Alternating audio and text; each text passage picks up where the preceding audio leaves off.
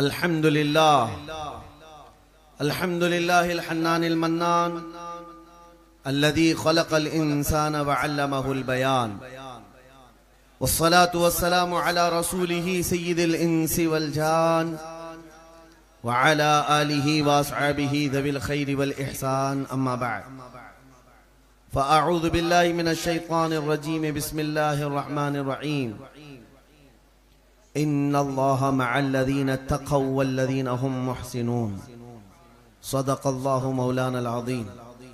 बारगाह रिसालत मुआब सल्लल्लाहु तआला अलैहि वसल्लम में एक बार दुरूद पाक का हदिया पेश करें। अल्लाहुम्मा सल्लि अला सय्यिदिना व मौलाना मुहम्मदिन मअदनिल जूदि वल करम व आलिहि व अस्हाबिहिल किराम व इब्निहिल करीम व बारिक व सल्लिम सलातन दाइमतन सरमदन अबदा।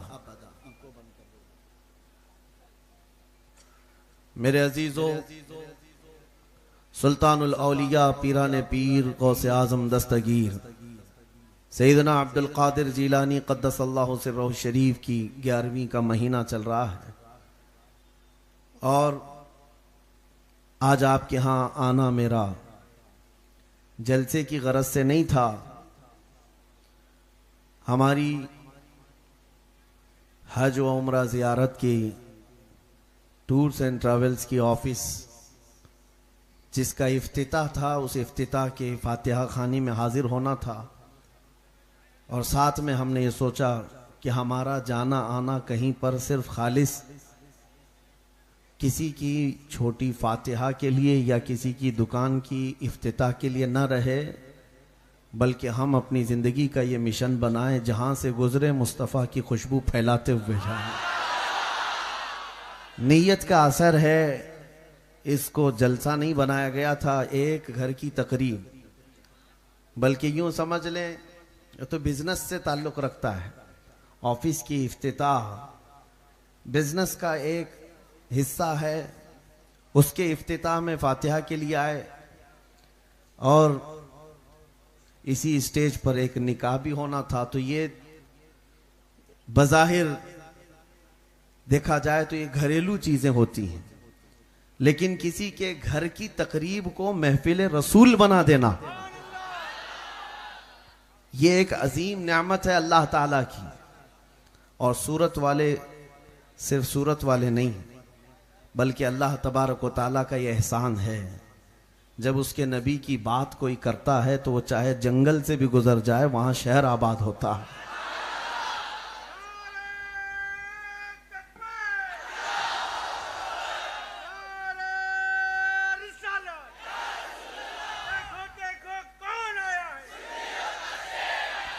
मेरे अजीजों, मेरा एक जुमला याद रखें, उस नबी की बात करो हर दिल पे राज करो। हमारे जलसे या हमारे प्रोग्राम के लिए अलग से पोस्टर लगाने की जरूरत नहीं पेश आती। ये मैं अपनी तारीफ के लिए नहीं कह रहा हूं, इसलिए कि जब मुस्तफ़ा करीम सल्लल्लाहु ताला अलैहि वसल्लम के चर्चे होते हैं तो लोगों तक फैलाना और पहुंचाना ये मेरे मौला की शान है। रब तबारक व ताला उसकी तशहीर फरमाता है और लोगों के दिलों को माइल फरमाता है। आला हज़रत फाजिल बरेलवी रज़ी अल्लाह ताला अन्हु बरेली शरीफ में बैठ करके पूरी ज़िंदगी खिदमत करते रहे, मेरे नबी की अज़मत बयान करते रहे। लेकिन आज आप जाएं, अफ्रीका में जाएं, अमेरिका में जाएं, अरब में जाएं, जहां पर भी जाएं, जगह जगह से तुम्हें एक आवाज़ सुनाई देगी, डाल दी कल्ब में अज़मत मुस्तफ़ा सैयदी आला हजरत पे लाखों सलाम। उस आला हजरत ने रसूल की खिदमत की थी, लेकिन चप्पा चप्पा आज उन पर भी सलाम भेज रहा है। इसीलिए उस नबी की बात करो हर दिल पे राज करो। हुजूर की जो बात करता है मौला करीम उसके कलाम को भी जिंदा रखता है, उसके नाम को भी जिंदा रखता है। आज सुल्तानुल औलिया गौसे पाक रज़ी अल्लाह ताला अन्हु की बारगाह में खिराज अकीदत पेश करना है। और मेरे अजीजों, ये सुन्नियों का माहौल है। आप हजरात भी इस मिशन को लेकर के चलें कि अपने बच्चों में ये बात मुंतकिल होती जाए, ट्रांसफर होती जाए। कल को तुम्हारे बच्चे गूगल से और फेसबुक से, इंस्टा से इस्लाम हासिल कर रहे होंगे और उनको ये लगता होगा कि सारा दीन जो है गूगल से आया होगा। मेरे अजीजों, ये सोशल मीडिया और फिर इंटरनेट के ज़माने में कहीं इनको ये लगने ना लग जाए कि दीन ऐसे ही इसी रास्ते से आया। हरगिज नहीं। इन बच्चों के दिमाग में, दिल में ये चीज ट्रांसफर करते जाओ, हमारा दीन जो आया है वो गौसे पाक से आया है। हमारे पास जो दीन आया है वो गरीब नवाज से आया है। हमारे पास जो दीन आया है वो आला हजरत से मिला हुआ है। ख्वाजा दाना से आपको दीन मिला हुआ है। इन औलिया कामिलीन से चल करके जो दीन आया है वो साफ सुथरा है। वरना जो गूगल के पीछे लगे हुए हैं आज, जैसे प्रोफेसर से, किसी इंजीनियर से, किसी प्लम्बर से दीन हासिल करने के लिए नौजवानों की एक बड़ी खेप घूम रही है। उनको ऐसा लगता है रेफरेंस नंबर देता है, हदीस नंबर देता है, ये गूगल वाला जो इंजीनियर है इसी से दीन फैला हुआ है। ये ऐसे ही लेकर के जाएंगे जैसे गूगल मैप वाली आंटी घुमा देती है। गूगल मैप से जाते हैं, जरूरी नहीं कि हर बार वो सही रास्ता दिखाए। गूगल मैप कभी कभार ऐसी गलियों में ले जाता है जहां से वापसी का रास्ता ही नहीं मिलता। कई जगह पर यह भटका दिया करता है। इसी तरह से उस दीन की तरफ ना जाओ। मेरे अजीजों, दीन किससे ले रहे हो ये देखना बहुत जरूरी है। इसीलिए हम औलिया कामिलीन की बारगाह में वक्तन फवक्तन ये खिराज अकीदत पेश करते रहते हैं, उर्स मनाते रहते हैं, जलसे करते हैं। एक ही मकसद है, हमारे बच्चों को ये हमेशा याद रहे कि दीन हमारा इन बुजुर्गों से मिला, और इन बुजुर्गों से जो दीन छन करके आया है वो पाकीज़ा दीन है, जो नबी पाक सल्लल्लाहु अलैहि वसल्लम से सहाबा के सीनों में मुंतकिल हुआ, सहाबा से ताबाइन में आया, ताबाइन से अइम्मा मुज्तहिदीन में आया, उनसे औलिया कामिलीन में, फिर उलमा सालिहीन में, और फिर हमारे मोहल्लों तक दीन आया है। इसी दीन को फॉलो करते हुए जाओ, इंशाअल्लाह कदम रास्ते पर रहेंगे, कदम तुम्हारे सिराते मुस्तकीम पर रहेंगे। सुल्तानुल औलिया गौसे पाक रदी अल्लाह तआला अन्हु के दरबार में आप हजरात करामात बहुत सुनते आए हैं, लेकिन उनका जो मसलक है, उनका मजहब है, वो आज उलमा को भी और हम सबको भी याद करना ही नहीं बल्कि गुट्ठी में पिला देना जरूरी है। गौसे पाक का एक मसलक ये है, गौसे पाक रदी अल्लाह तआला अन्हु उस जमाने में बगदाद आए थे जब बगदाद में हक बोलना बहुत बड़ा जुर्म था। हजरत अबू बकर, हजरत उमर का नाम लेने पर वक्त के शिया खुलफा कोड़े मारते थे, कोड़े लगाते थे। उस जमाने में गौसे पाक मिंबर पर खड़े होकर हक बात का ऐलान कर रहे थे। और याद रखो मेरे अजीजों, हालात जैसे भी सख्त आ जाएं, दीन इस्लाम से रूगर्दनी करने वाला या मसलहत के पर्दे में छुप जाने वाला मोमिन कामिल नहीं है, बल्कि दीन की हक्कानियत को आखिरी सांस तक लोगों तक पहुंचाता रहे। यह हुसैनी किरदार है, यह हुसैनी किरदार है। आज के दौर में यह बात बहुत सख्ती के साथ अमल की जरूरत है।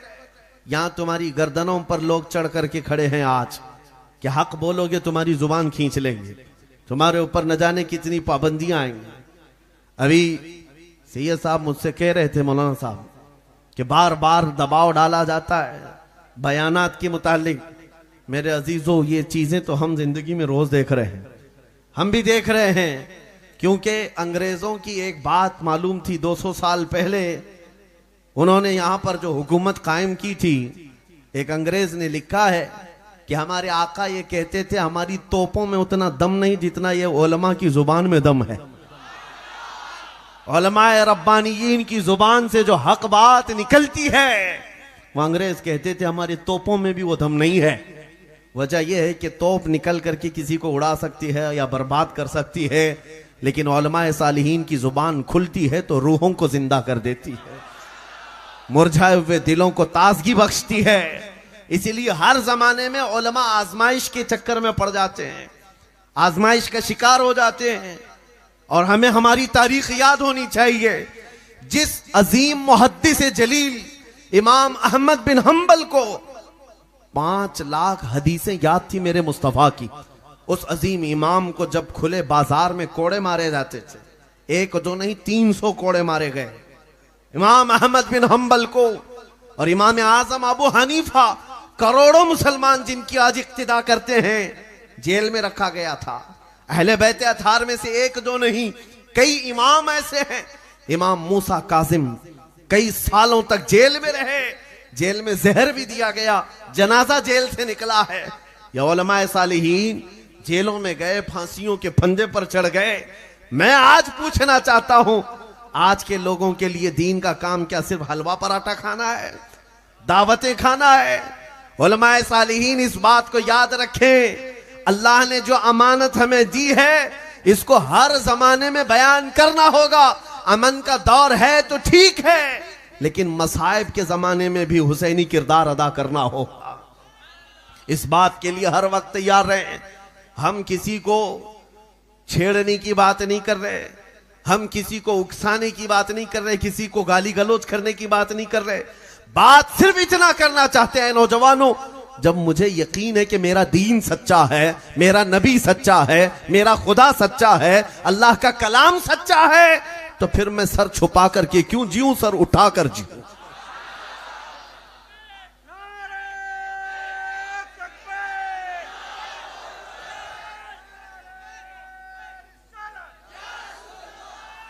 छोटी छोटी चीजों पर बिलबिलाने वाले दीन की खिदमत में आए नहीं। आला हजरत फाजिल बरेलवी रहमतुल्लाह अलैह ने फरमाया है, जिसको खौफ लगता है, खतरा महसूस होता है, वो बुज़दिल आदमी दीन की खिदमत में ना आए, वरना इस मिशन को खराब कर देगा, इस मिशन को खराब कर देगा। हाँ, अगर अपनी गर्दन, अपना सीना मुस्तफा करीम सल्लल्लाहु अलैहि वसल्लम की मोहब्बत में जगमगाता है और उसका यकीन है कि अगर इस रास्ते में शहादत हो तो अल्लाह जन्नत अता करता है, तो उसे पीछे कदम हटाने की जरूरत नहीं, आगे बढ़ते चले जाए।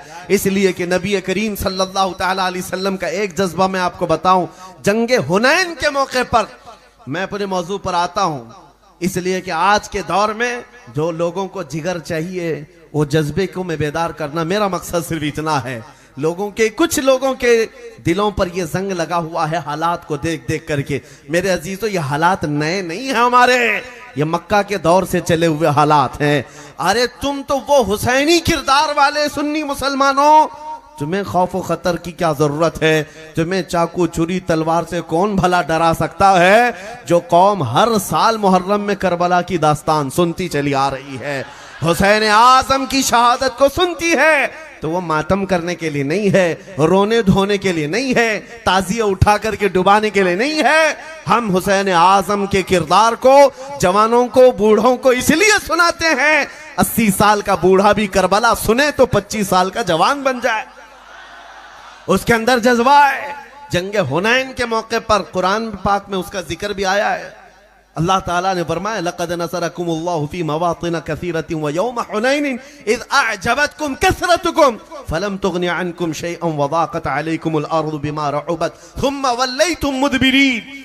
कुरान पाक में रब ताला फरमाता है, अल्लाह ने कई मौकों पर तुम्हारी मदद की है, खास तौर पर हुनैन के मौके पर। हुनैन, जंगे हुनैन में हालात ऐसे थे, सहाबा की तादाद बहुत ज्यादा थी, बड़ी तादाद थी, तो रब फरमाता इज़ अअजबतकुम कसरतुकुम। पहले सहाबा को ये लगा बहुत बड़ी तादाद है, सब फतह कर लेंगे, लेकिन हालत क्या हो गई, बदल गए। फलम तुगनी अन्कुम शैआ, रब फरमाता है तुम्हारी बड़ी तादाद से कुछ हो तो नहीं सका वहां पर। वज़ाक़त अलैकुमुल अर्द, जमीन तुम पर तंग कर दी गई। वो जंग में हालात ऐसे हो गए कि जमीन तंग हो गई, कुफ्फार और मुशरिकीन बहुत गालिब आने लग गए। फिर सहाबा इकराम के पैर जमीन से उखड़ गए, इतनी तकलीफें, इतनी मशक्कतें। कुरान पाक में रब ताला फरमाता है सब इधर उधर मुंतशिर हो गए। वो हालत इतनी सख्त थी जंगे हुनैन में, कोई इधर मुंतशिर, कोई उधर मुंतशिर, सफे दरहम बरहम हो गई। उस वक्त जो हदीस पाक में मिलता है, हजरत अबू बकर सिद्दीक फरमाते हैं, उस भरे मैदान में मैं देखा एक शख्सियत सीना सिपर होकर आगे बढ़ती हुई जा रही है, वो मेरे मुस्तफा करीम की जात। सब के सब वहां पर खूनखार भेड़िए सामने हैं और नबी पाक सल्लल्लाहु अलैहि वसल्लम आगे बढ़ते जा रहे हैं। हजरत सिद्दीक फरमाते हैं ऐसी शुजाअत तो देखा नहीं, आगे बढ़ते हुए जा रहे हैं। प्लस मैं आपको बता दूं, ये कहते हुए नहीं कि लोग उनमें से बहुत सारे नए सिपाही थे, नए फौजी थे, हो सकता है वो नबी को नहीं पहचानते हो, छुप छुपा करके कोई लीडर इधर उधर जाता होगा। हुजूर पाक सल्लल्लाहु तआला अलैहि वसल्लम सामने जा रहे हैं तो ये कह करके नहीं कि मैं भी मुसलमानों का एक सिपाही हूं, बल्कि खुले आम ऐलान करते हुए आगे बढ़ते जा रहे हैं। अना नबिय्यु ला कज़िब अना इब्न अब्दुल मुत्तलिब, मैं अब्दुल मुत्तलिब के बेटे का बेटा हूं, झूठा नबी नहीं हूं। ये नबी पाक का फरमान उस मैदान में जहां तलवारें सोते हुए लोग खड़े हैं और सामने बढ़ते हुए आ रहे हैं। साहबा कहते हैं जितने कदम डगमगाए थे, अचानक जान में जान आई। ऐसे सबके सब मुत्तहिद हुए कि अचानक हमने देखा सबके हाथ बिजलियों की तरह कौंधने लग गए। जो मुंतशिर हुआ था मैदान, पल भर में मेरे मुस्तफा की शुजाअत के बाद पूरा का पूरा गलबा इस्लाम को नसीब होता है। मेरे अजीजों,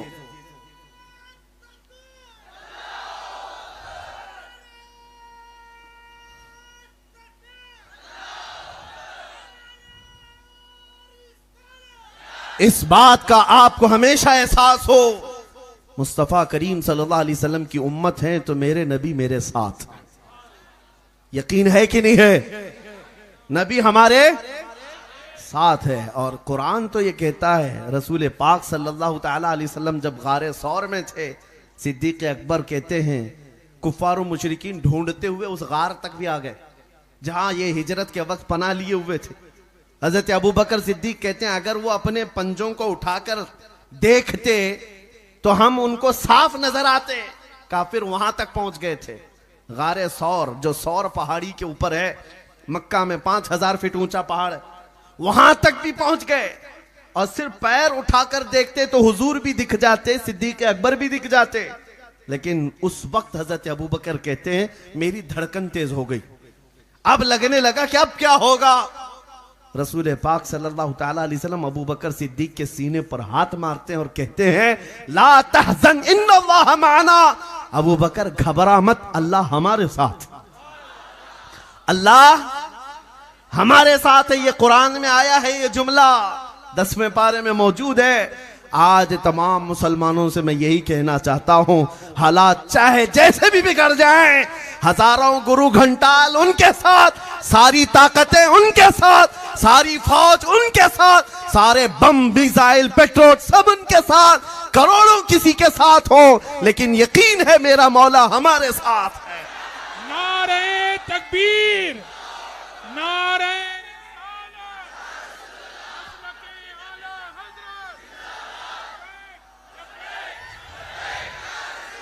लब्बैक लब्बैक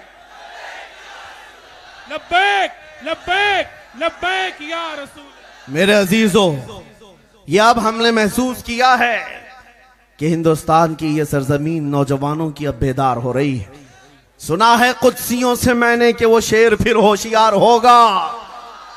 इकबाल ने कहा था निकल करके सहरा से जिसने उलट दिया था तख्ते रोमा को।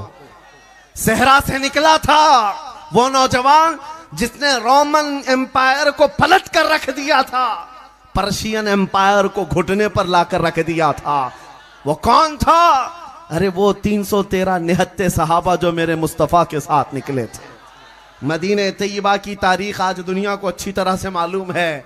जानते हो हमारे नौजवानों को नशा पिला पिला करके ये दुनिया यही चाहती है कि कभी इनके दरमियान बदर की तारीख कोई ना बयान करे, कभी इनके दरमियान करबला की दास्तानों की हकीकत कोई ना बयान करे। इनको नशा पिलाते रहो, नशा खिलाते रहो और ये मस्त रहें। और तुम्हारे हर एक की मुट्ठी में मोबाइल का जो नशा आया है, इंटरनेट का जो नशा दिया गया है, पोर्नोग्राफी से कई अखलाक को कत्ल करके रखा गया है, आंखों का नूर छीन लिया गया है। वजह क्या है? ये दुनिया अच्छी तरह से जानती है ये मुस्तफा करीम के शेर हैं, जिस दिन बेदार हो जाएं कुत्तों की नींद हराम कर सकते हैं। इसलिए इनका सोना अच्छा है, इनका नशे में रहना अच्छा है, क्योंकि कुत्ते आज जिस तरह से जगह जगह मंडलाते हुए नजर आ रहे हैं। हमने देखा है जब शेर अपनी शेरगी छोड़ता है तो छोटे छोटे जानवर भी भौंकने लगते हैं, भौंकने लगते हैं। जो आज मेरे नबी पाक की शान में गुस्ताखी करने की जुर्रतें आ रही हैं, वजह यही है कि मुस्तफा करीम सल्लल्लाहु ताला अलैहि वसल्लम की इज्जत और उनकी नामोस पर पहरा देने वाले सलाहुद्दीन कहाँ हैं हमारे, शहाबुद्दीन कहाँ हैं हमारे। दुनिया इस बात से खौफज़दा है। आज मेरे गले पर भी कल फंदा लग जाए तो खौफ ना खाना मेरे अजीजों। मेरी जुबान बंद हो जाती है, मुझे मार दिया जाए तो डरने की जरूरत नहीं। ये बबांगे दुहल दुनिया को बताना, इस्लाम जिंदा होता है हर करबला के बाद। हमारी जानें रखी हैं इसलिए, मुस्तफा करीम की इज्जत के लिए। या रसूल अल्लाह करूं तेरे नाम पे जां फिदा, न बस एक जां दो जहां फिदा, दो जहां से भी नहीं जी भरा, करूं क्या करोड़ों जहां नहीं। हुजूर पाक के लिए अगर जान रखी गई है। और एक बात मैं आपको बता दूं, बहुत सारे लोग आज भी, जाहिर सी बात है, हर तकरीर को हमारी रिकॉर्ड करते हैं। आप लोगों की बात नहीं कर रहा हूं, हमारे रिश्तेदार साथ साथ चलते हैं, हर जलसे में बहुत सारी जगहों पर रिकॉर्ड करते हैं और कई कई घंटे उस पर रिसर्च भी करते हैं, इनमें क्या क्या है। उनको मैं बाज़ाब्ता ये पैगाम देता हूं, मैं नबी पाक की इज्जत और अजमत पर आखिरी सांस तक बोलता रहूंगा, और अगर ये बोलना जुर्म है, ये जुर्म हम 1000 बार करते रहेंगे, ये जुर्म 1000 बार होगा। इसलिए कि आशिक सादिक आले रसूल मारा रवि रहमतुल्लाह तआला अलैह ने फरमाया था कि इश्क गर जुर्म है तो फांसी की सजा दी जाए, इश्क गर जुर्म है तो फांसी की सजा दी जाए, दरे महबूब पे लेकिन ये सजा दी जाए। हमारी भी ख्वाहिश इतनी है, हमारी भी ख्वाहिश इतनी है। अजीजा ने गिरामी वक़ार, बात में असल जिस मौजू को लेकर चला था, आता हूं आपके सामने। सबसे पहली बात यह है, तुम दीन इस्लाम पर कायम हो। कुरान कहता है हुवा सम्माकुमुल मुस्लिमीन, वो अल्लाह है जिसने तुम्हारा नाम मुसलमान रखा है। तो छुपा करके जीने की जरूरत नहीं। तुम क्यों टोपियां निकाल कर दाढ़ियां छिलाकर घूमते हो सेकुलर बनने के चक्कर में? दुनिया क्या चाहती है? तुम्हें मॉडर्न बना करके, एक अय्याश जवान बना करके। मेरे अजीजों, ए नौजवानों, सूरत के नौजवानों, एक चीज तुम्हारी मैं बता दूं, एक चीज, जो ये शक्लें आज नजर आ रही हैं, इसलिए कि आप जलसे गौसे पाक में आए, अल्लाह और उसके रसूल का जिक्र सुनने आए, सरों पर टोपियां हैं, चमकते हुए चेहरे हैं। काश ये जिंदगी भर हो जाए तो कई कीड़े दम तोड़ दे।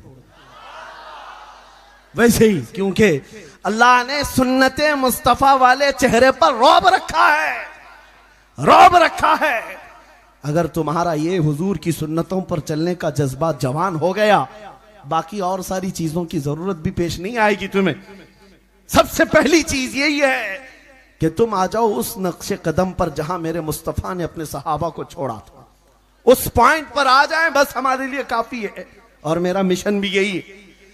आपसे मैं बात ये कर रहा हूं, अल्लाह ने तुम्हारा नाम मुसलमान रखा, अल्लाह ने रखा, और तुम सेकुलर बन करके ऐसे बनना चाहते हो कि लोग तुम्हारा नाम पूछ करके मालूम करें कौन है ये, इधर वाला है उधर वाला। नाम से भी नहीं मालूम होता। कभी कोई नाम राजा बताता है, राजा इधर भी है उधर भी है, फिर उसके बाप का नाम पूछना पड़ता है, तुम्हारे बाप का नाम क्या है? तो कहते हैं सोनू, उधर भी है इधर भी है। तुमसे भी नहीं पता चला, तुम्हारे बाप से भी नहीं पता चला, फिर आदमी को तुम्हें पहचानने के लिए दादा तक जाना पड़ता है। मेरे अजीजों, ये कोई लतीफा नहीं, बहुत सारे लोग इस बात की कोशिश कर रहे हैं। आज मैं उनसे ये कहता हूं, तुम्हें पहचानने के लिए बाप दादा तो दूर की बात, तुम्हारा नाम पूछने की भी जरूरत ना है। तुम्हारी चाल चलन देख करके दुनिया पुकारे, इसके जिस्म से मुस्तफा की खुशबू आती है, मदीने के ताजदार का गुलाम लगता है। तुम्हारी चलत फिरत ही काफी हो जानी चाहिए। मुझे पता है, मैं इस बात के फख्र के साथ, इस लिबास के साथ हर जगह घूमता हूं, हर जगह जाता हूं। मैं चाहे स्टेशन पे हूं, एयरपोर्ट पे हूं, मैं अपने अमामे के साथ जाता आता हूं। लोगों को लगता होगा कि हर एक हमारी तरफ देख रहा है, शर्म आ जाए। नहीं, हमें तो खुशी होती है नबी के गुलाम को कोई देख रहा है। याद तो आ जाए 1400 साल पहले निकली हुई ये जमात थी नबी पाक सल्लल्लाहु ताला अलैहि वसल्लम की, जिसका हाल ये था, वो मदीने के सहराओं से निकले थे ये ऐलान करते हुए, दश्त तो दश्त है दरिया भी न छोड़े हमने, बहरे जुल्मात में दौड़ा दिए घोड़े हमने, दी अजाने कभी यूरोप के कलीसाओं में तो कभी अफ्रीका के तपते हुए सहराओं में। आ गया ऐन लड़ाई में गर वक्त नमाज, किबला रूहों के जमीन बोस हुई कौमे हिजाज। एक ही सब में खड़े हो गए महमूद और अयाज, ना कोई बंदा रहा ना कोई बंदा नवाज।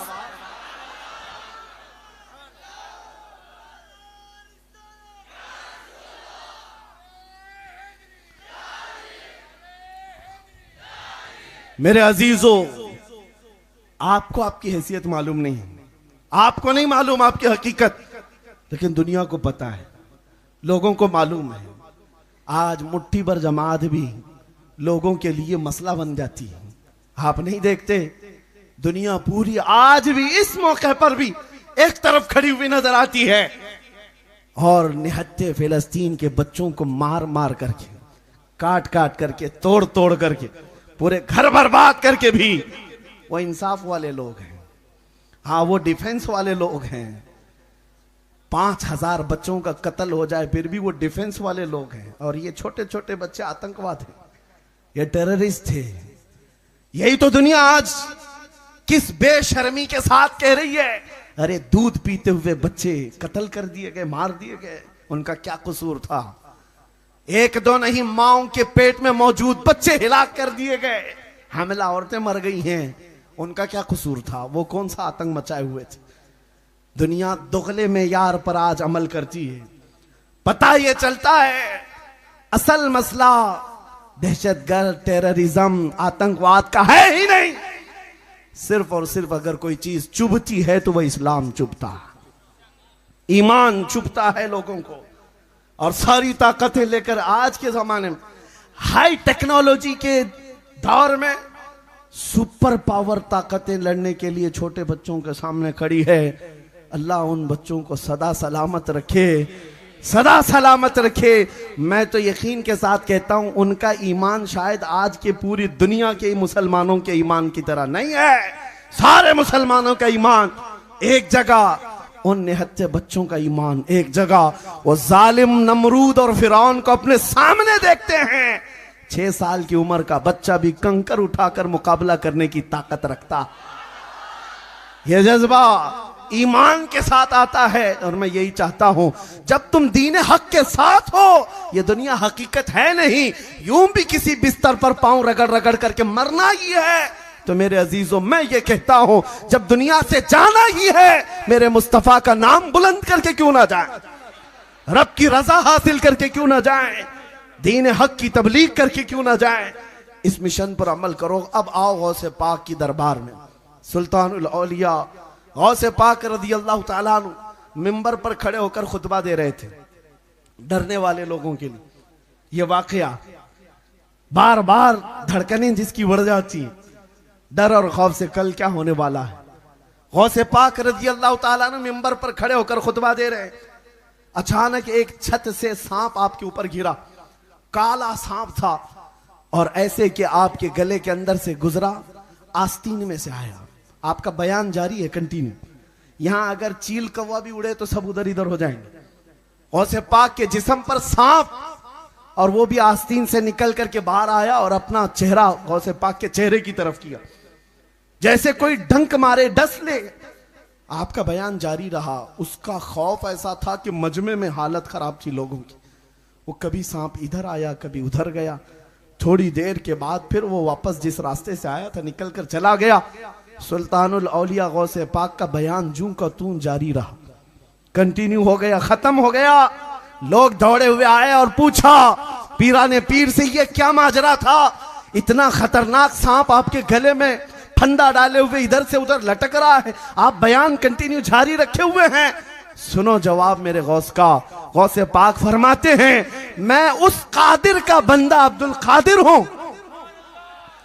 उस कादिर का बंदा अब्दुल कादिर हूं, कुदरत वाले मौला का। ये तो एक कीड़ा है, जो सांप आया था वो एक कीड़ा है। मेरा यकीन मौला की कुदरत पर ऐसा है, अगर अब्दुल कादिर की मौत लिखा है अल्लाह ने, सांप तो दूर की बात मच्छर से भी हो सकती है। और अगर मौत नहीं लिखी, 1000 सांप भी आ जाएं, मुझे कोई जिंदगी से दूर नहीं कर सकता, मुझे मौत नहीं दे सकता। आज ऐ सुन्नी मुसलमानों, आपसे भी मैं यही कहूंगा, अगर तुम्हारी मौत लिखी है, किसी रास्ते पर जिंदगी की शाम हो जाएगी। और अगर नहीं लिखी है, वक्त के नमरूद और जालिम लोगों से भी तुम्हारी मौत नहीं होगी। ईमान पर कायम रहो।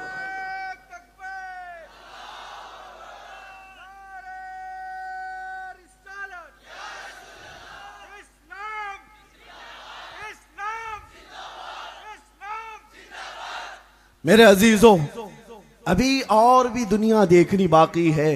क़यामत के करीब बड़ी बड़ी चीजें आएंगी। तुम्हें खौफ और दहशत में मुब्तला करने के लिए। इसीलिए मेरी तकरीर का अक्सर हिस्सा जो सुनता होगा वो जानता होगा, मैं जब बयान करता हूं तो सिर्फ ये चाहता हूं कि उसका डर निकल जाए, खौफ निकल जाए। आला हजरत का यही मिशन था, खौफ न रख रजा जरा, तू तो है अब्दे मुस्तफा, तेरे लिए अमान है, तेरे लिए अमान है। और दुनिया को अपने ईमान के साथ जिंदा रह करके बताओ, यह कौम बिल्डोजर से डरने वाली कौम नहीं है। यह कौम नबी पाक सल्लल्लाहु ताला अलैहि वसल्लम की मोहब्बत में और उनके इश्क में जीने वाली। हकीकत में हमारी जिंदगी तो वो जिंदगी है जहां पर तुम भी आओगे, हम भी आएंगे और फिर देखेंगे अर्श हक है मसनदे रिफात रसूलुल्लाह की। अरे देखनी है हश्र में इज्जत रसूलुल्लाह की।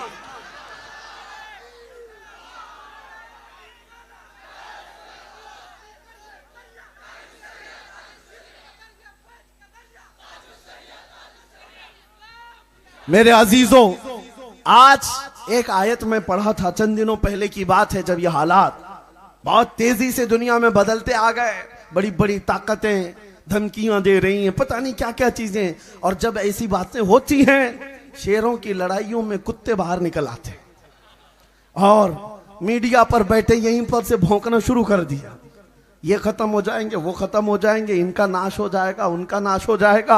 ये बैठे हुए कुर्सी पर से अभी तक अपनी खुजली खत्म नहीं कर सके, इस्लाम खत्म करने की भविष्यवाणियां करते रहे। सुनो, मैंने एक आयत पढ़ी थी कुरान की, हु अल्लज़ी अरसला रसूलहु बिल हुदा व दीनिल हक लियुज़हिरहु अला दीनि कुल्ली। वो अल्लाह है जिसने अपने रसूल को दीन हक के साथ भेजा है, हिदायत के साथ भेजा है। इसलिए भेजा है ताकि ये रसूल उसका दीन पूरी दुनिया में गालिब करे। ये दीन पूरी दुनिया में गालिब आकर रहेगा। हमने ये बात की तो किसी साहब ने मॉडर्न ख्यालात के वो कहने लगे, आज के दौर में भी आप ये आयत पढ़ रहे हैं, ये दीन कैसे गालिब आएगा जबकि आपके टुकड़े हो रहे हैं, छितड़े उड़ाए जा रहे हैं। मौलाना स्टेज पर बैठ करके आप ये चिल्ला रहे हो दीन गालिब आएगा। मैंने कहा एक गज्जा नहीं और 1000 गज्जा हो जाएं फिर भी मेरा यकीन है ये दीन गालिब आएगा। क्यों न घबराओ मुसलमानों, अभी खुदा की शान बाकी है, अभी इस्लाम जिंदा है, अभी कुरान बाकी है। ये जालिम काफिर क्या समझते हैं जो रोज हमसे उलझते हैं? अरे अभी करबला का आखिरी मैदान बाकी है। नारे तकबीर, नारे रिसालत, अज़मते इस्लाम, दीने इस्लाम, अज़मते मुस्तफा, फैजाने हुजूर ताजुश शरिया, खलीफा हुजूर ताजुश शरिया। मेरे अजीजों, इस बात पर अमल करते हुए चलो, गौसे पाक रज़ी अल्लाह ताला अन्हु का मसलक, उनका मजहब। आपको एक नाम मैं बताऊं, सुल्तान सलाहुद्दीन अय्यूबी का। कौन नहीं जानता? ये वो नाम है, ये वो नाम है जिसका नाम लेकर के पुराने जमाने में यहूदी और ईसाई माएं अपने बच्चों को थपक के सुलाती थी, सो जा नहीं तो सलाहुद्दीन आ जाएगा। यह हमारी बात नहीं कर रहा हूं, तारीख में लिखी हुई बात में पेश कर रहा हूं। हालांकि वो कोई जालिम बादशाह का नाम नहीं है, कोई सख्त गिर जर्नेल का नाम नहीं है। आज भी अंग्रेज मुअर्रिख जो तारीख लिखे हुए हैं वो सलाहुद्दीन का अदब करते हैं, एहतराम करते हैं और कहते हैं ऐसा जर्नेल हमने नहीं देखा जो हजारों की तादाद में अपने सामने आए हुए कैदियों को आजाद करता था, सलाहुद्दीन। लेकिन आपको मैं बताऊं, उस सलाहुद्दीन अय्यूबी की जो सबसे बड़ी करामत है वो बैतुल मुकद्दस की फतह, जिसके लिए वो जीता रहा, जिसके लिए उसने पूरी जिंदगी वक्फ कर डाली, बैतुल मुकद्दस फतह किया। लेकिन एक तारीख की सच्चाई आज मैं बयान करूं। आपको पता है सलाहुद्दीन का नाम सिर्फ सुन्नी नहीं लेते, सब लोग लेते हैं, वहाबी भी लेते हैं, देवबंदी भी लेते हैं, अहले हदीस भी लेते हैं। सब कहते हैं हीरो था इस्लाम का, हीरो था इस्लाम का। लेकिन सबको मैं एक तारीख बता दूं, सलाहुद्दीन अय्यूबी बैतुल मुकद्दस को जब फतह किया, उसको फतह करने वाली जो लश्कर, उसके साथ जो लश्कर था, लश्कर का सिपह सालार गौसे पाक का खलीफा था। सलाहुद्दीन अय्यूबी गौसे पाक का परवरदा है। और एक दो नहीं, फौज में हजारों ऐसे थे जो गौसे पाक के शागिर्द थे, गौसे पाक के शागिर्द थे। और लोग आज हमें ताना मारते हैं कि ये 11वीं खाने वाले क्या करेंगे। गौस पाक का नाम लेने वाले सुन्नी क्या करेंगे? सिर्फ देगे पकाएंगे, नेज नियाज खिलाएंगे और चले जाएंगे। नहीं, तुम्हें पता नहीं 11वीं खाने वालों ने ही बैतुल मुकद्दस फतह किया था। गौस पाक के खलीफा ही सिपहसालार थे। अजीजा ने गिरामी वकार, ये हिस्सा भी हमारी जमात को हासिल है।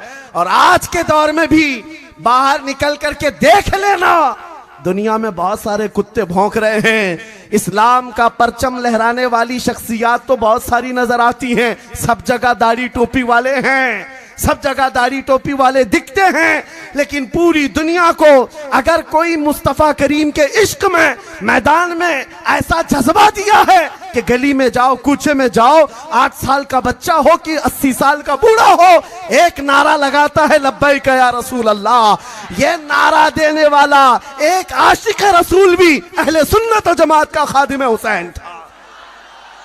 हर जमाने में यह हिस्सा रहा है। इसलिए औलिया इकराम की मुहिब जमात ये नजात वाली जमात, ये हक्कानियत वाली जमात है। इस पर कायम रहो, मसलक आला हजरत पर कायम रहो। जिंदगी दी गई है इसी के लिए, जिंदगी दी गई है इसी के लिए। औलिया इकराम की मोहब्बत में रहो।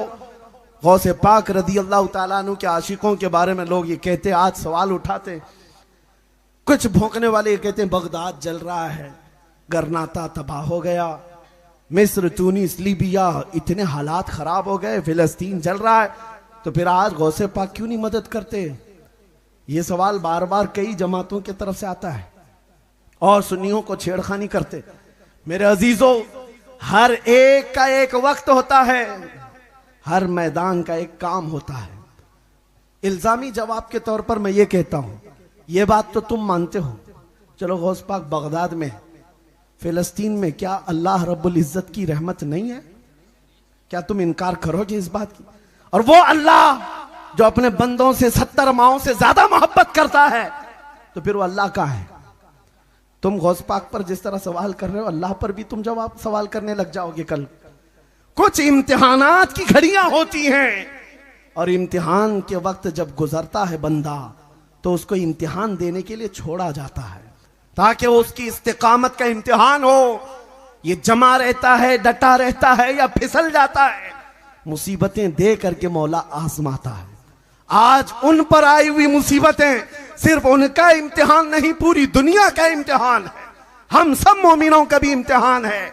ये देखा जाएगा उन पर आई हुई मुसीबतों के बाद तुम कैसी जिंदगी गुजारते हो। डर करके मुंह छुपा लेते हो, भाग जाते हो इधर उधर, उसकी धोती में छुपेंगे, इसके पर्दे में छुपेंगे, क्या करते हो? और अगर तुम डटे रहे, जमे रह गए, तुम्हारे लिए कुरान की बशारत है, इन्नल्लज़ीना क़ालू रब्बुनल्लाहु सुम्मा इस्तक़ामू ततनज़्ज़लु अलैहिमुल मलाइका अल्ला तख़ाफ़ू वला तहज़नू व अबशिरू बिल जन्नति अल्लती कुंतुम तुअदून। बेशक वो लोग जिन्होंने ये कहा अल्लाह हमारा रब है, फिर उस पर जमे रह गए, फिर उस पर डटे रह गए, मौला फरमाता है रब ताला उन पर फरिश्तों को उतारता, उन पर फरिश्तों को उतारता है। फरिश्ते ये कहते हुए आते हैं डरो मत, गम न करो, अनकरीब मौला वो जन्नत अता करेगा जिसकी तुम्हें उसने वादा फरमाया। अजीजान गिरामी वक़ार, आज हमारा इम्तिहान है और इस ईमान के साथ जमे रहो, डटे रहो। मैं कोई और चीज की बात नहीं कर रहा। लोगों को, बाज लोगों को ऐसी हमारी इमेज बनाकर बताई गई, भड़काऊ मजाला है, बहुत ज्यादा भड़काते हैं। मेरे अजीजों, किसी के जज्बे को जवान करना या उसके खाबिदा दिल को बेदार करने का मतलब भड़काना है, तो ये तो अच्छा काम है। मैं कहता हूं ये अच्छा काम है। लोगों को, नौजवानों को आज मैं सिर्फ इतना चाहता हूं, दुनिया आज तुम्हें लालच से अपने करीब करने की कोशिश करे, कभी हुस्न शबाब दिखा करके अपनी तरफ लाए। नशा का ऐसा दौर दौरा है मुसलमानों के मोहल्ले में, अल-अमान वल हफीज, अल्लाह की पनाह। सारे नशे के अड्डे हमारी तरफ क्यों मूव कर दिए गए? लोग आज एड्रेस पूछते हैं हमारे मोहल्लों का इस काम के लिए। ऐ नौजवानों, तुम्हारी पहचान ये नहीं है? नफासत, तहारत तुम्हारा आधा ईमान। नशा तो बहुत दूर की बात है। पानी में अगर कचरा गिर जाए, पानी का रंग बदल जाए, मजा बदल जाए, तो वो पानी तुम्हारे लिए जायज नहीं, पानी तुम्हारे लिए जायज नहीं होता। फिर तुम उस हराम चीज को अपने हाथ में ले कैसे सकते हो?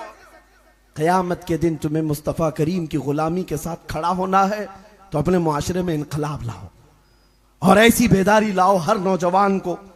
इतनी तमीज हो जानी चाहिए कि दुनिया मुझे देखकर मेरे नबी को पहचानना चाहती है। आज तुम रास्ते पर चलते हो तो ये नहीं कि तुम्हारा नाम अहमद है, अब्दुल्ला है, खालिद है, फदा है और सिर्फ तुमको जानती है, बल्कि तुम्हारे बुरे कदम की वजह से दुनिया हुजूर पर उंगली उठा सकती है। ये मोहम्मद अरबी का गुलाम देखो, इसकी हरकतें कैसी हैं। इसीलिए मेरे अजीजों, मुझे एक बात याद आती है। एक नौजवान बरतानिया में बस का सफर कर रहा था। कंडक्टर ने उसको हाफ पेनी ज्यादा दे दिया था। वहां का जो पौंड है उसका हाफ वो पेनी वो थोड़ा सा ज्यादा उसने दे दिया, इसने रख लिया। आधा पौंड ज्यादा दिया था और नौजवान वो रख लिया और कहा गलती से दिया होगा इसने, रख लेता हूं। सफर 1 घंटे का था। दिल में बार बार सोचता रहा, वापस कर दूं कि रख लूं, वापस कर दूं कि रख लूं। फिर सोचा इस हाफ पेनी से उसका क्या होने वाला है, कंडक्टर का, रख लेता हूं, मेरा ही भला होगा। पूरे सफर तक वो रखा रहा। बस से उतरने वाला था, दिल नहीं माना। सोचा कि मेरा भी क्या होने वाला है, ज्यादा तो फायदा नहीं है। उस कंडक्टर को जाकर के उसने आधा पाउंड वापस कर दिया। आपने टिकट में मुझे ये ज्यादा दे दिया था, रख लीजिए वापस। उसने ले लिया। उसके बाद हाथ पकड़ करके कहा, पिछले कई सालों से मैं इस्लाम का मुताला कर रहा हूं, मोहम्मद अरबी की सीरत पढ़ रहा हूं और मैंने उनकी सीरत में एक बात पढ़ी कि वो सबसे ज्यादा अमानतदार थे। मक्का वाले उनकी अमानत पर यकीन रखते थे और मैं इस्लाम कबूल करना चाहता था, लेकिन उससे पहले मैं एक एग्जाम लेना चाहता था किसी मुसलमान से कि उस मोहम्मद अरबी की अमानत अभी बाकी है या नहीं। मैंने जानबूझ करके आधा पाउंड तुझको ज्यादा दिया था ये देखने के लिए कि मोहम्मद अरबी की अमानत अभी है या नहीं। तूने वापस करके अपने नबी की अमानत को जिंदा करके दिखाया है और मैं इस्लाम कबूल करता हूं। मेरे अजीजों, नौजवान नीचे उतर करके आया और अपने दिल को पकड़ लिया। हाफ पेनी या आधा पाउंड, हो सकता है कि इस्लाम को ही वो बेच देता, अभी इस्लाम बेच देता। अगर वो रख लेता तो उसके दिल के अंदर क्या होता कि नबी पाक की अमानत खत्म हो गई। ऐ नौजवानों, आज मैं तुमसे कहना चाहता हूं, जब दुनिया औरतों की इज्जत लूट रही थी तब मेरे नबी ये फरमा रहे थे, एक बच्ची जिसके घर पैदा हो जाए अगर वो सही सलामत तरबियत करके उसका निकाह कर दे तो उस पर जन्नत वाजिब है। जब नबी पाक औरतों की इज्जत बयान कर रहे थे, उस नबी की तुम उम्मत हो, आज तुम्हें वो अखलाक जिंदा करके दिखाना है। आज तुम्हें नशा मुक्त मोहल्ले बना करके दिखाना है। आज तुम्हारे अखलाक और किरदार के साथ एक इनकलाब ला कर दिखाना है। फिर जो रोना रो रहे हैं ना, ऐसे हो गए हालात, वैसे हो गए हालात, कुछ नहीं होगा। इसलिए कि एक ही शर्त है, ये तुम क्या चाहते हो, ये मिल जाए, वो मिल जाए, ये मिल जाए, वो मिल जाए, ये तो दुनिया की बहुत छोटी छोटी चीजें हैं जिसके पीछे तुम भाग रहे हो। एक चीज आखिरी अर्ज कर रहा हूं, कुछ लोगों को लगता है मुझे हुकूमत में ओहदा मिल जाना चाहिए, मैं कॉमन बन जाऊं, सेकुलर बन जाऊं, मैं इसके पीछे उसके पीछे भागूं, मुझे ये चीज मिल जाए, वो दौलत मिल जाए। अरे ये दुनिया की छोटी छोटी चीजें जिनको हासिल करने के लिए तुम अपनी आइडेंटिटी खत्म कर रहे हो। मैं तुम्हें बताता हूं मिलता क्या है कि मोहम्मद से वफा तूने तो हम तेरे हैं। अरे ये जहां चीज है क्या, लौह कलम तेरे हैं, लौह कलम तेरे हैं। कर नबी पाक से मोहब्बत, फिर तकदीर अपने हाथ से लिख। अजीजा ने गिरामी वखार, आप अपनी किस्मत को लिखो अल्लाह तुम्हारी मर्जी के मुताबिक, क्योंकि कुरान में फरमाता है लहुम मा यशाऊन फीहा, अल्लाह फरमाता है उनके लिए वो सब चीजें हैं जिसकी वो ख्वाहिश करते हैं। बस हुजूर की गुलामी में आगे बढ़ना है, मसलक आला हजरत पर कायम रहना है। अब मैं अपने इन जुमलों के साथ गौसे पाक रदी अल्लाह ताला अन्हु के सच्चे आशिकों को एक पैगाम दे करके जाता हूँ। हालात का रोना ना रोएं, ये बिगड़े हुए हालात का रोना रोते हुए जमाना गुजर गया। अपने दादा से पूछ लो, वो भी बताएंगे हमारे जमाने में भी हालात खराब थे। उनके दादा से पूछ लो, वो भी कहेंगे हमारे जमाने में भी हालात खराब थे। इस्लाम के लिए हर जमाने में ऐसे चैलेंजेस आते रहे, लेकिन तुम्हें मेरे अजीजों गाड़ी चलाना है तो फिर ट्रैफिक में ही चलना पड़ेगा। तुम खाली रोड का इंतजार करते करते कभी ड्राइविंग नहीं सीख पाओगे।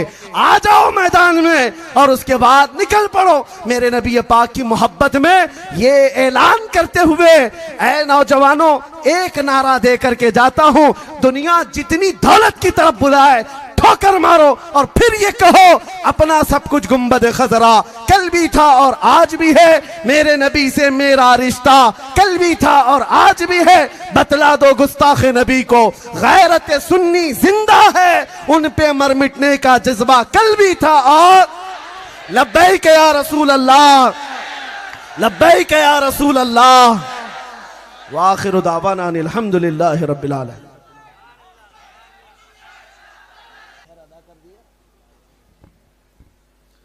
इस निकाह की तकरीब में दूल्हा खान आराफ एजाज, दुल्हन सना शेख सरफराज, दुल्हन की तरफ से इजाज़त शुदा वकील है शेख वसीम अकरम अब्दुल गफूर।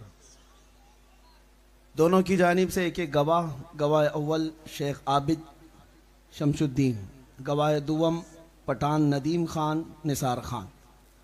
और इस निकाह में दूल्हे की जानिब से दुल्हन के लिए जो महर तय पाया है वो 11,000 रुपये नकद जो अदा किया जा चुका है। आप तमामी हाजिरीन मजलिस भी इस निकाह के गवाह बन जाए। निकाह की तकरीब से पहले कुछ बातें मेरा मामूल है नसीहत के तौर पर अर्ज करता हूँ। नबी पाक सल्लल्लाहु अलैहि वसल्लम का फरमान आलीशान है, निकाह को इतना आसान बना दो कि जिना करना मुश्किल हो जाए। निकाह को आसान करो। इस नौजवान बच्चे का निकाह 2 दिन पहले ही था, लेकिन हमारी आमद के इंतज़ार में उसको मौखर किया और सादगी में इसी मिंबर पर बैठ करके निकाह खानी कर ली या निकाह की तकरीब अदा कर रहा है। इसके लिए भी दुआ है और आप तमामी हजरात के लिए भी दुआ। जितने ताम झाम बनाए हुए हैं निकाह को सख्त बनाने के लिए आज लोग, ये सब चीज़ें निकाल दो। मुसलमानों के मुआशरे में ये सब चीज़ें नहीं होनी चाहिए जिसकी वजह से बच्चियां जवान होकर घरों में बैठी। कितने नौजवानों को उनके माली गुर्बत की वजह से न लड़कियां मिलती हैं, क्योंकि सब ने बनाया है निकाह करने के लिए कम से कम 10-12 लाख रुपया चाहिए, शादी महल बुक होना चाहिए, कार्ड छपने चाहिए, कम से कम 500,000 लोगों का खाना होना चाहिए और सारी मुसीबतें दुल्हन के घर वालों पर डाली जाती। ये एक ऐसी मुसीबत है, अगर ये कंटिन्यू जारी रहा तो बाद में फिर बाप बेटी के पैदा होने पर मुंह बिगाड़ लेगा। खर्चा करने वाली आ गई। मेरे अजीजों, इस मुसीबत से तो इस्लाम ने नजात दिया है। अरब इसीलिए तो अपनी बेटियों को बहुत जल्दी ही गर्दन मरोड़ करके दफन कर देते थे जब बेटी पैदा होती। क्या वो जहालत का रिवाज हम फिर से लाना चाहते हैं? हरगिज नहीं। अल्लाह ने मर्दों को 2 हाथ दिए हैं, कमाओ और अपनी बीवी को खिलाओ। अपनी बीवी के बाप से भीख मांगने वाले नौजवान, मैं उनको दूल्हा नहीं कहता, वो इंटरनेशनल फकीर है। जहेज की भीख मांगने वाले, कार चाहिए, बाइक चाहिए और अपनी दुल्हन के बाप से सब चाहिए। अरे शादी का जोड़ा भी उसी से चाहिए। नंगे आए थे क्या दुनिया में? यानी बीवी के बाप से हर चीज चाहिए, माल भी चाहिए, जोड़ा भी चाहिए, कार भी चाहिए, बाइक भी चाहिए। इतना सब अगर चाहिए तो मैं उसको मशवरा देता हूं, एक कटोरी ले ले, मस्जिद के बाहर बैठ जा। लोग एक एक सिक्का डालते जाएंगे, बहुत पैसा आ जाएगा। मेरे अजीजों, इसको भी भीख मांगना कहा जाता है। इस रिवाज को खत्म किया जाए। मैं उन नौजवानों को देखना चाहता हूं जो नौजवान ये अहद करके उठे कि मैं अपनी ख्वाहिश के लिए नहीं, मेरे मुस्तफ़ा की सुन्नत पर निकाह करूंगा, हुजूर की शरीयत पर मैं निकाह करूंगा। ऐ नौजवानों, तुम दिलेर हो, जवान हो, अल्लाह ने हाथ दिए, कमाओ। उस नाजुक औरत को घर लाए, अपने हाथों से उसको खिलाओ। मेरे आका ने फरमाया, अपनी औरत को एक लुकमा खिलाना भी एक सदक़े का सवाब है। दूसरी बात, निकाह करने से पहले हुजूर पाक ने फरमाया, हर मर्द निकाह के पहले 4 चीजें देखता है। या तो औरत की खूबसूरती देखकर उससे निकाह कर रहा होता है, या औरत का बड़ा घराना देख करके, बड़ी खानदान वाली है, ये निकाह कर रहा होता है।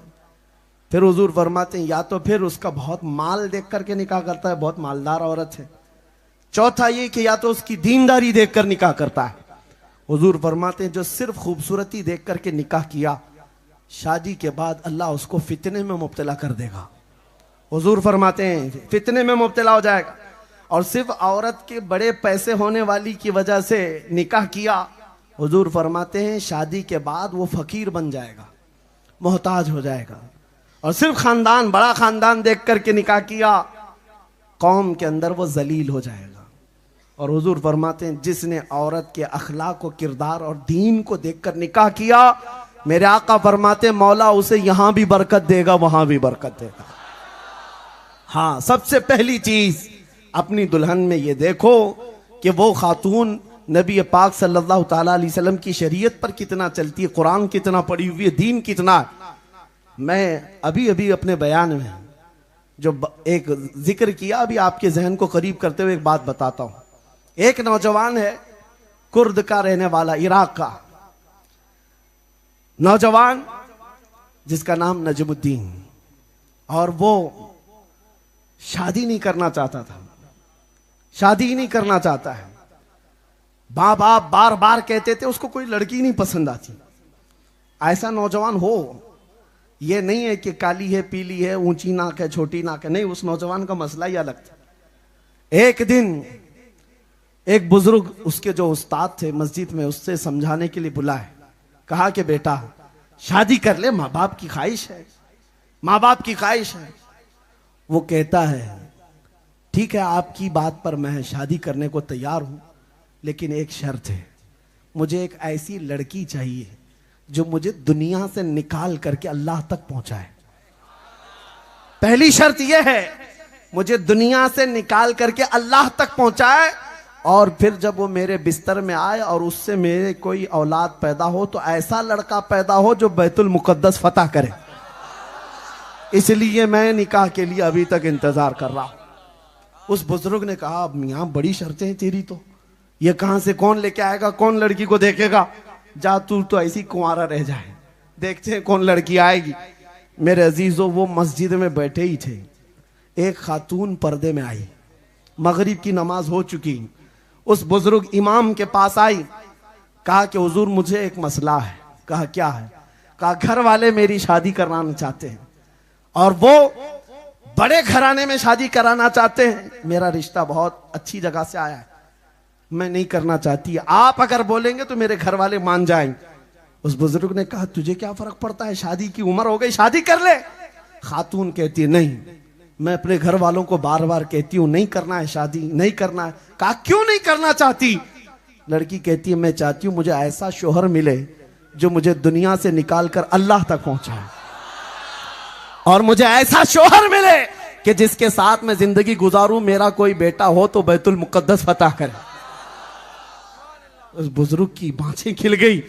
ये नौजवान अभी मुझसे ये कह रहा है, लड़की आई अभी ये कह रही है, उसी मस्जिद में निकाह हो गया, निकाह हो गया, दोनों को रुखसत किया गया। यही वो जोड़ा है जिससे पैदा होने वाले का नाम सलाहुद्दीन अय्यूबी है।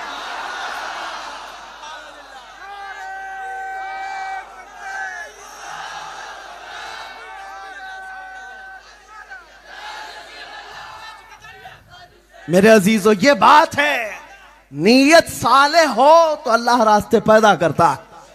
हाँ, नीयत वॉशिंग मशीन लाने की है, नीयत कार लाने की है, नीयत पता नहीं माल कमाने की है, तो फिर घर में वैसी मिलती है, जैसी तुम्हारी नीयत होती है वैसी चीजें होती हैं। इसलिए जो कुंवारे हैं उनसे मैं कहता हूं दुआ करो, अल्लाह ताला ऐसी तुम्हें रफीक हयात, शरीक हयात अता करे जो दुनिया के वाहियात से निकाल करके तुम्हें अल्लाह तक पहुंचा दे, अल्लाह तक पहुंचाए। और लड़कियों के लिए भी यही दुआ कि वो भी दुआ करें, नौजवान वो थिरकता फिरकता और मुजरे करता हुआ नहीं, तुम्हारा आइडियल ये होना चाहिए। खवातीन तक मेरी बात जाती है तो अल्लाह की बारगाह में सजदों में ये दुआ करें, मौला मुझे कोई शोहर अता करे तो खालिद बिन वलीद का गुलाम अता कर, मुझे रसूल पाक का शहदाई अता कर। और जब नीयतें ऐसी हों, दुआएं ऐसी हों, तो मौला करीम जोड़े भी ऐसे बनाता है, और औलाद भी पैदा होती है तो हसनैन करीमैन की गुलाम पैदा होती है। अल्लाह करीम इस निकाह को भी बरकत अता फरमाए जो आज ये गौसे पाक के जलसे में निकाह हो रहा है। अल्लाह ताला इस निकाह को खूब खैर और बरकत वाला बनाए और इनको नेक और सालेह औलाद की नस्ल अता फरमाए।